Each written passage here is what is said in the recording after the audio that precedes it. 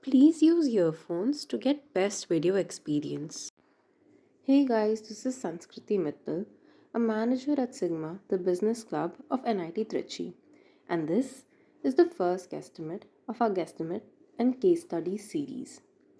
As a lot of you might already know, guesstimate is a term coined from two parent words, guessing and estimating. A guesstimate is a very essential tool often used to gauge large values that are otherwise difficult to calculate. Guesstimate is widely used for market sizing to evaluate the potential target audience. It is a very common question in interviews, especially for consulting and product management companies. So, without any further ado, let's get started. Let us first take a look at the general steps required to solve a guesstimate. First, clarifying questions. It is very important to ask clarifying questions to your interviewer to remove any ambiguity in the question that may arise while forming the framework or performing the calculations. Second, guesstimate formula. This step is not mandatory. However, it is always suggested to come up with a basic formula first so that you're already clear about the variables for which you need to build a framework. Third, guesstimate framework. This is the most important step of a guesstimate. Here, the interviewer assesses your ability to break down a problem.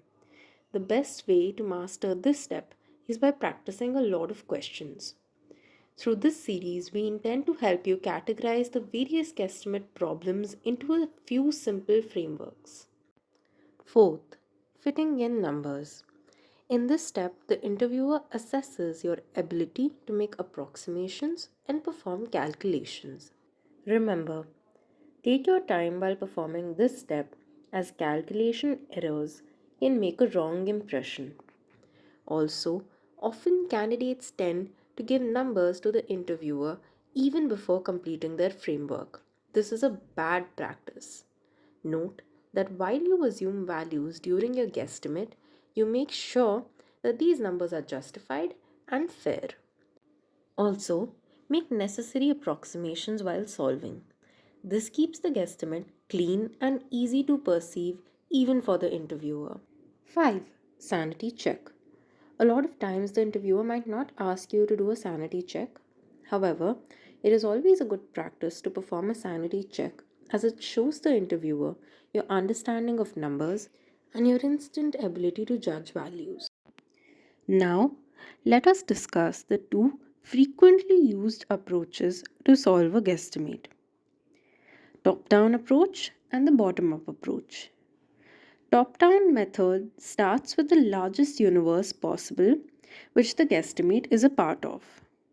We then apply sets of conditions and filters, reducing the universe's numbers into something that works for the estimation. The top down approach is generally useful when you have to start with the population of a city, state, or a country. Make sure you know the population details of your city, state, and country before you appear for the interview. We shall discuss the bottom up approach in the next video along with an example. For now, let us solve an example problem using the top down approach. Shamita, another manager at Sigma, will be joining us today to get an interview perspective of this guesstimate. Hi Shamita. Hi Sanskriti. Should we begin? Yeah, sure. Alright. So, Shamita, I need you to estimate the number of fans in India at present. Okay, so the question is to estimate the number of fans in India, right? Yes.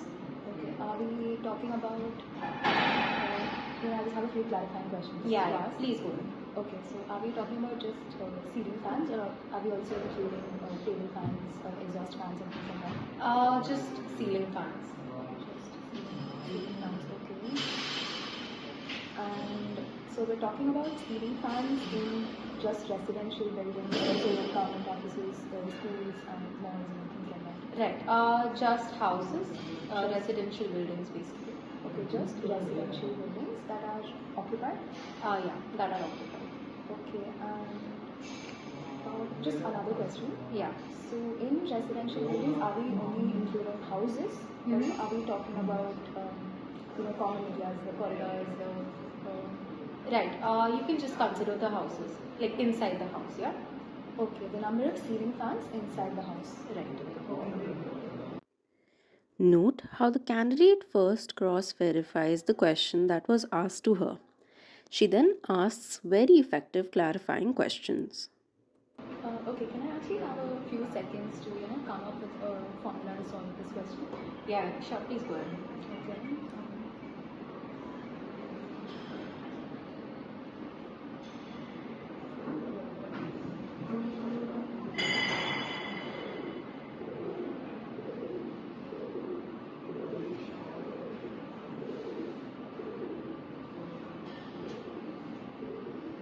Okay, so I have my formula. Okay. So what I'm going to do is I'm going to count the number of fans in each house. That is the number of fans in the bedroom, hall, and kitchen of each house. And I'm going to multiply that by the total number of houses. Alright, yeah, sounds good. You can go ahead. Alright, thank you. So I'll actually need another minute to frame the approach. Yeah. Make a framework. Sure. Note that the candidate keeps the interviewer engaged by explaining her approach. She also seeks validation from her from time to time to ensure minimum scope for mistakes. So for this problem, I'll be dividing the Indian population into rural and urban segments. After this, I'm going to be calculating the number of households in each segment. I will then categorize each of the segments further into three parts: upper class, middle class, and lower class. Sounds good, Shamita. You can go ahead. I'm going to make an assumption about the number of fans in a typical household of the three categories of the two segments. For the rural segment, in the upper class, middle class, and lower class, I have assumed 5, 4, and 1 fans respectively. For the urban segment, in the upper class, middle class, and lower class, I have assumed 7, 4, and 2 fans respectively. Should I go ahead with the calculations? Yeah, sounds fair.